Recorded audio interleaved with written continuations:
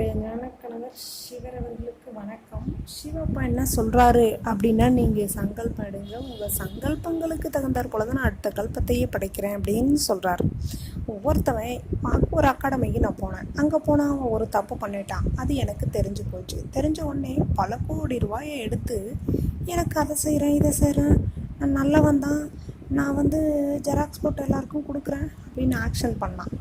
சரி, அவன் அது ஆக்ஷன்றது எப்போ எனக்கு தெரிய வருது அப்படின்னா, மறுபடியும் இவன் திருட்டு கேமரா வச்சு என் செல்லு வழியாக என் உடம்ப பார்க்குறான். ஏன்டா என் உடம்ப பார்க்குறேன்னு கண்ணாப்புனான்னு திட்டினான் பாருங்க. ஐயோ தப்பு தெரிஞ்சு போச்சு அப்படின்ட்டு நான் நல்லவனாச்சே அப்படின்னு நிரூபிக்க, அதன் பிறகு பிரம்மகுமாரிஸு மோடி அரசியல்வாதி வரைக்கும் போகிறான் அப்படின்னா, இவன் எங்கேயும் நல்லவன் மாதிரி நடிக்க விரும்புகிறான். பிரம்மகுமாரிஸ் காலிலே விழுறான்னா பாருங்களேன். அப்போது எங்கே போனாலும் இவன் நல்லவன் நடிக்க விரும்புகிறானே தவிர ஒரிஜினல் நல்லவன் கிடையாது. அதே தப்பு மீண்டும் செய்வான்.